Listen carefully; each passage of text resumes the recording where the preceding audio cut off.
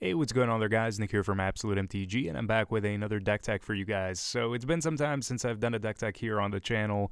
It is good to finally be back, and I have a new layout for you guys, so hopefully you guys enjoy this. It takes some time to put together the layout, so hopefully it's well worth the time put into it. So the deck tech that I'm bringing you guys here is for Kaladesh. So Kaladesh is finally out, and people are kind of scrambling around still to figure out what they actually want to be playing with Kaladesh. And the deck that I've really enjoyed thus far with playtesting has been Abzan Midrange. Now, the reason why I chose Abzan Midrange is because I already like the black-green cards. They're very good in trying to battle attrition with other slower, grindier decks. And with this deck, we get the benefit of being able to splash white for cards like Sorin, Grim Nemesis, Declaration in Stone, and Anguished Unmaking, all of which are super powerful. So starting off with our creatures here, we have 4 Sylvan Advocate. So Advocate is great at being able to block more aggressive decks in the early game. It's a 2/3 body, so it can easily block some of the smaller creatures your opponent might be attacking with. Otherwise, it gets to butt block other Sylvan Advocates your opponents might be playing, which is perfectly great. In the late game, whenever we hit 6 lands, which is going to happen for us because we're genuinely a slower deck, we're not really going to win in the early game or anything like that. It becomes a 4/5, and our man lands get +2/+2, which is also pretty remarkable. We have 4 Tireless Tracker in the deck as well, so we are playing 4 Evolving Wilds in this deck, not only because we want to appropriately fix our mana and get the lands that will actually help us cast our cards, we also want that to interact with the Tireless Tracker as well. So every time a land enters the battlefield, we get to investigate, we get to put a clue onto the battlefield, and whenever we crack those clues, the Tireless Tracker is going to get bigger. So incrementally over time, if your opponent doesn't deal with the Tireless Tracker, you're going to be accruing a whole lot of value out of just playing your lands themselves. But also, if you're not doing anything, if your opponent's like not really committing threats to the board and you're not using your removal on them, you have this outlet of mana that you can use to actually draw the cards and make the Tireless Tracker much more of a threat that your opponent has to deal with. Now, the next card is kind of more interesting for this deck.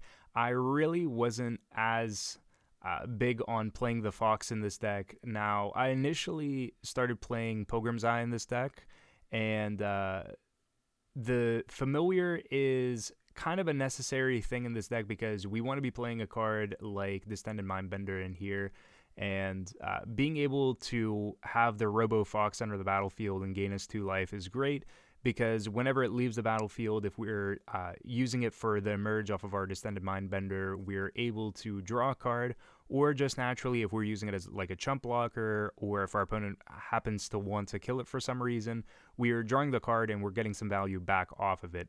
But the main reason is that it's an artifact for us, so it plays into our Emrakul. We get these shenanigans where it's another creature type, or rather another card type, that's going to add towards Delirium for Ishkanah, and it just powers up our Mindbender while also giving us some ulterior value to actually playing the card as a 3-drop itself. We want to be doing something every single turn, so having the Familiar that we can play on turn 3 if we're not playing like a Tireless Tracker. If we want to keep our Tireless Tracker for turn 4 when we can hit the land drop and get the clue for sure, that's something that we want to be doing with everything we do with our mana each turn. Now, next we have the Ishkanah.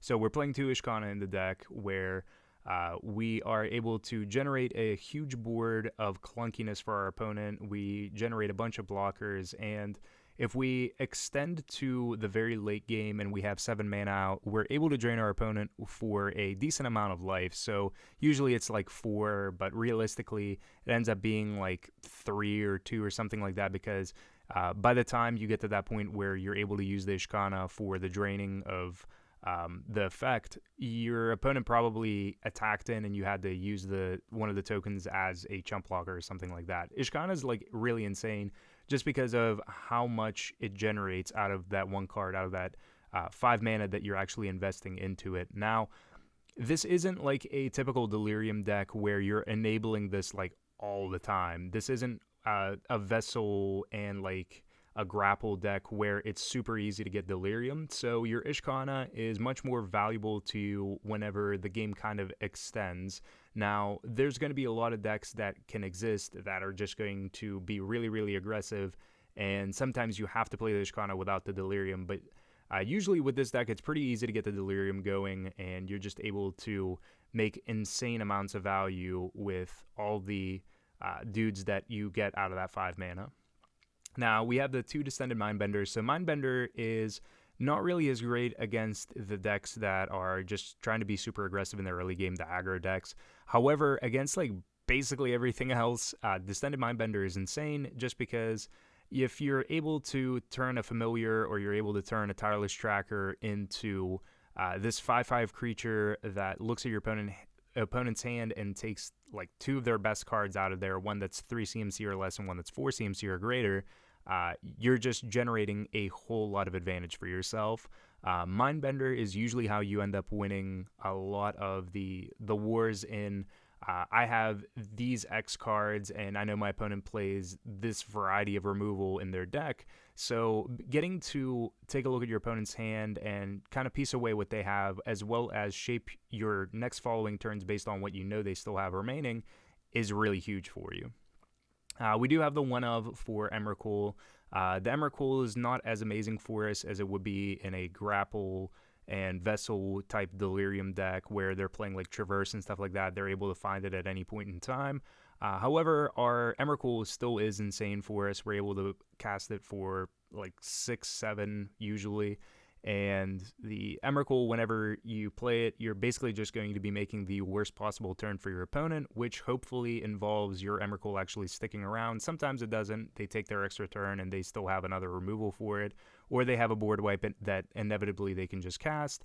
But either way, getting information, getting that body out onto the table and forcing your opponent to actually deal with it is insane, especially because if they don't exile it with like a Declaration in Stone or like a Stasis Snare or something like that, you can use Liliana and get it back, which we are playing through Liliana in this deck. So Liliana is really, really great for aggressive matchups just because you get to make your opponent's creatures smaller with the plus ability, but the minus ability is also great because it helps you with Delirium, it gets you back your creatures, and especially in the late game, getting back a card like we explained with Emrakul is just absolutely broken. Getting to recur a card like that and play it again is just backbreaking most times, and that's the reason why we want to play this card. There's a reason why that card's so expensive. It's just really, really good, especially for the fact that it only costs 3 mana.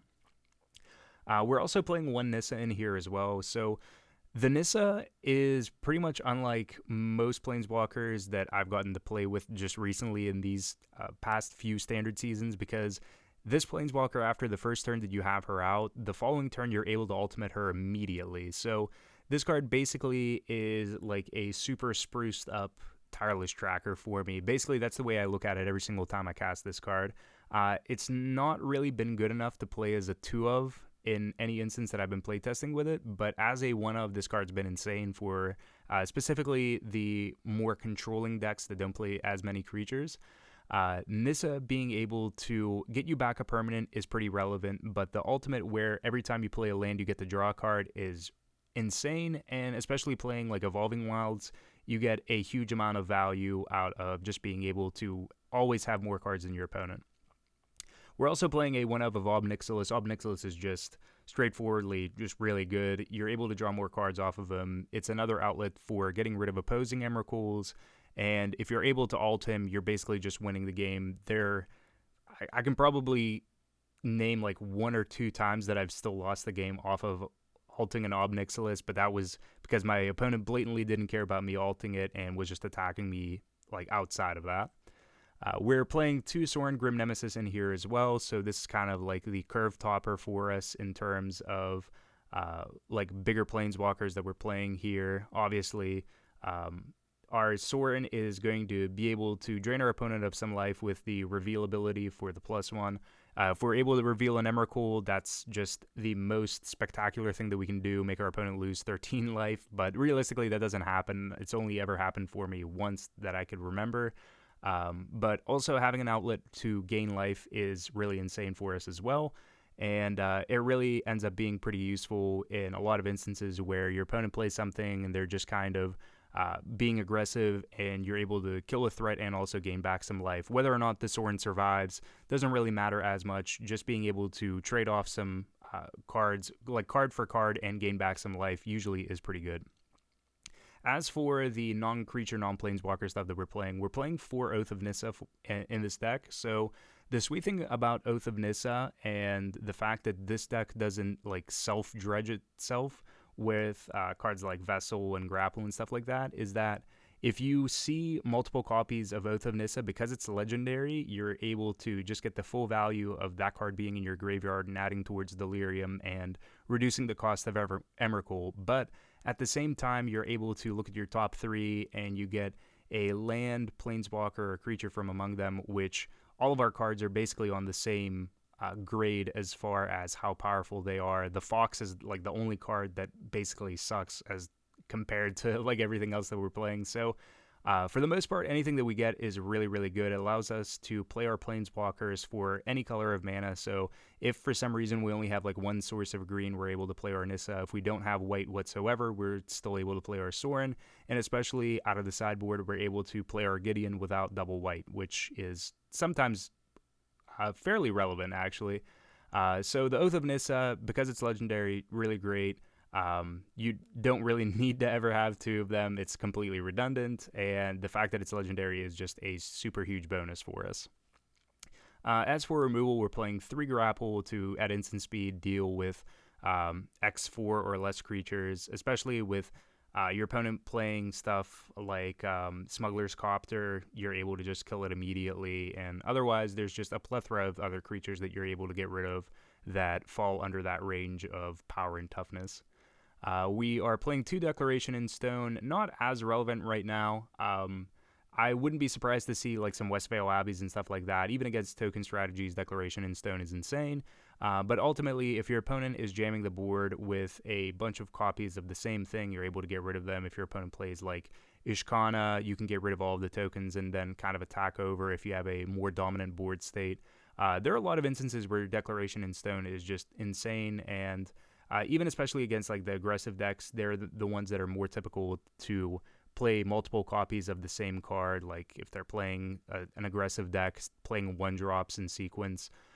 So the Declaration in Stone gives you more incremental value based on what you're playing against, and them playing more copies that end up being redundant for them. And usually them getting the clues is it doesn't even matter for you. You getting rid of the threats is much more important. We're also playing 2 Ruinous Path, so just kind of the self-explanatory, kill a dude, kill a planeswalker.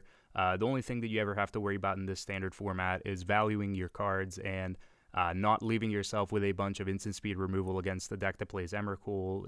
It's just a matter of knowing what cards to use against what decks and in what sequence, basically, but that's Magic in general.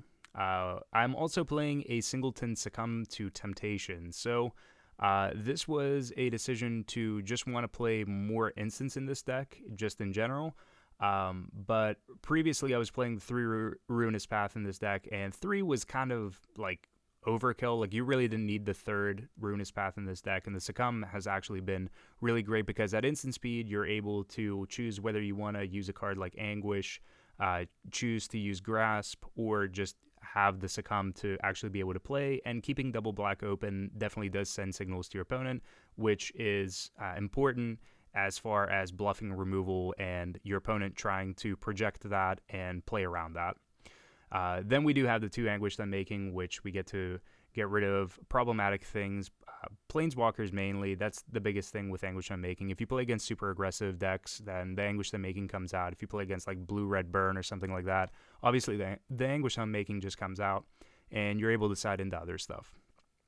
For the land base is pretty straightforward. You don't need to play like a bunch of fast lands in here. We do have full access to all 8 of the fast lands for these colors, but we don't have to play them just because this is a deck that's typically going to string out into the long game, and we don't want to draw a bunch of them that are just going to enter the battlefield tapped for us. Rather that we play the Evolving Wilds in here that just fetches, and it has value with the other cards that we play in here, obviously. And it just breaks down to 4 of the green-black fast land. We have 4 Quagmires, 4 Shambling Vents, 4 Evolving Wilds, 4 Swamps, 3 Forests, and 1 Plains. Now for the sideboard, The sideboard is always going to vary based on like week to week and what your local meta plays, but so far what I've liked playing in the sideboard has been 2 Kambal. So Kambal is like really, really sweet just because there are a lot of different instances where this card just ends up being good. If you play against decks like blue-red burn, where your opponent is just playing like a bunch of burn spells and stuff like that, you get to play this guy, and every time your opponent is playing a non-creature spell, you get to drain them 2 and you gain 2. So chances are it's going to eat a removal spell, but that's a card that they waste, and it's life that you're gaining back and life that they're losing, which is awesome. Also, if your opponent's playing stuff like the Paradoxical Outcome, if they're playing like Fruit Loops, basically, where they play a bunch of like 0-cost artifacts, the artifacts are obviously non-creature spells, so you're able to have a huge amount of value out of having that guy out there, and your opponent has to play around him to be able to actually do anything. And especially if they're playing like Aetherflux Reservoir, it makes it really, really hard for them to win. But otherwise, even against like Control, if they're playing a like non-creature like Planeswalker heavy control deck or something like that, this guy ends up being like really insane. They have to find a way to kill him, and then chances are you probably have like a Ruinous Path or Anguished Unmaking or something like that you can use to just kill them off anyway. We have 2 Transgress the Mind in here as well. So Transgress is good against slow decks, emerge decks, anything like that, control. Mid-range, anything that generally is going to be playing a lot of bigger threats, especially Planeswalkers. If it's like a Planeswalker-heavy deck, the Transgress is definitely going to be coming in for you. And just being able to exile is pretty relevant most times. Maybe your opponent plays Coax, but usually that doesn't really matter. And chances are they're probably not going to play both things in the same turn unless it's super, super far into the late game. We have 2 Kalitas in the sideboard as well. So Kalitas is for value against aggressive decks. For the decks like Red Deck Wins, you're able to kill off your opponent's threats while also generating 2/2s. But even against other decks that are just kind of like recurring stuff with Liliana, recurring stuff with Grapple, if you just get into Removal War, other decks that are playing Grapple are able to recur their stuff much better and utilize their threats much better. So having a card like Kalitas that exiles them once they're on the battlefield is insane because it takes away your opponent's ability to actually reuse those cards again. Again, you also run into the whole thing of, well, maybe they play Coax if they're playing blue as well, but that's completely irrelevant most times. Kalitas is just insane to have for the lifelink factor in the aggressive matchups mainly. We also have 1 Harsh Scrutiny in here as well. I wish that our disrupts were a little bit better this time around, but then again, I've played my fair share of standard legal Thoughtseizes, so I'm kind of biased for what I think is actually a good disrupt removal for us. But Harsh Scrutiny is still pretty good. It's pretty good with any of the value creature decks that are trying to just kind of smash you along on curve, especially like the green-white decks. You're able to just take away their best card out of their hands, and you don't really have to worry about problematic cards like Gearhulk coming up the board before you're able to just kind of clear out their threats or like find a Fumigate to play out of the sideboard. We also have 1 Deadweight. Deadweight is much less favorable now than it was previously. You don't see all these hyper-aggressive decks, at least not right now, as far as I've seen. You don't see like the white human decks that you would see previously. However, it's always nice to have like a card like Deadweight because even in most aggressive decks, they're going to have some smaller stuff that you're able to pick away. You're able to kill Mom, PNLR, and there's just like a lot of small stuff that you're able to kill. PNLR has been like the main thing that I'm always kind of worried about. I don't want my opponent to have that to just be able to make their stuff unblockable, but there's plenty of different cards that your opponent can play that Deadweight ends up being relevant for, and you want to have it for the super aggressive matchups. We also have 2 Gideons, so Gideon is great for both the aggressive matchups and for control as well. You're able to make the 2/2s, and he himself is able to pressure your opponent by turning himself into a creature. Mainly, Gideon comes in for like the control matchups. It's just another thing that's much harder for your opponent to deal with. Chances are the control decks are still going to keep cards like Grasp of Darkness and other forms of just spot creature removal to get rid of cards like Sylvan Advocate and Tireless Tracker for us. But Planeswalkers are much harder for them to deal with unless they're playing like Crush of Tentacles. So Gideon ends up being a powerhouse for a lot of the non-Crush control-esque decks. We also have a Pulse of Murasa. So Pulse of Murasa is a combination of, again, control and also like the aggressive matchups. For the aggressive matchups, you're using this as a I gain 6 life and maybe get something back. But against the control decks, it's a, well, I can get a Mindbender back and then use it, with Emerge and take a look at your hand, piece it away, and play from there and just smash you. We also have the one singleton Fumigate. I would love to play a stack of Fumigates in the sideboard or even just fit them in the main board, but with the way that the mana is built out for us and with the amount of like double black stuff that we want to actually be able to cast efficiently, Fumigate doesn't end up being the most practical card for us to play. However, playing it out of the sideboard, we are able to find ways to kind of fix our mana when we know we're playing it, so that we can consistently actually play it when we need it, and it's just really a matter of seeing it at that point. I'm also playing a Lost Legacy in here as well, so this one's kind of more of an awkward card to be playing. It's not necessarily the same thing as Infinite Obliteration was, but it has a lot of practical implications for very, very narrow decks and what they actually want to do. If you're playing against a deck that predominantly is going to win with Crush of Tentacles, and that's basically the only way that it wins, then Lost Legacy is a card that you want to be siding in against them, because you want to take away what narrow threats they actually have. And that kind of expands to more stuff like decks that are playing Paradoxical Outcome and Aetherflux Reservoir. Of course, you can't name Aetherflux Reservoir, but if you can take away their actual way of enabling that card to be relevant for them, then you're doing something right. And for those decks, them drawing any amount of cards is not relevant. You getting rid of what they're actually beating you with is what you want to be doing. And the last card that we have here is Appetite. So Appetite is mainly in here just for any of the vehicle decks. You're able to gain back some life, but also blowing up a vehicle is really great for us at instant speed, just because if your opponent spends the time actually playing the card and crewing it, then you're able to blow it up and you're able to gain some amount of life back, but also you are putting another type into your graveyard, which instant doesn't always occur as much. We don't play as many instants as, for example, we do creatures. So sometimes we need to have like another instant in our graveyard, and we need to actually like enable that for ourselves. So for the sake of playing against vehicle decks, Appetite's just insane. So that is our deck here for Abzan Midrange. That's kind of a quick, or I guess not really even that quick of a analysis of what I've been playing for this variation of midrange. And so far, I like it a whole lot. It's really good at being able to beat the slower decks in the format if you're able to utilize your resources quite well. And ultimately, it is one of a variety of different decks that I'm going to be trying this standard season. So hopefully you guys enjoyed it. If you did, please be sure to hit the thumbs up button and subscribe to the channel for more Magic the Gathering content. The entire deck list is down in the description below, as you guys can see on the screen. You can check it out there and you can use it as a reference. You can play the deck list, do whatever you will with it, critique it, tell me I'm bad, tell me I'm wrong, whatever you will. Just engage in the comments section. Let me know what you guys think. And good luck with this standard season. We're right at the beginning of it, so hopefully we will see what happens towards the end of this standard season. So until next time, guys, thank you for watching, thank you for tuning in, and peace out.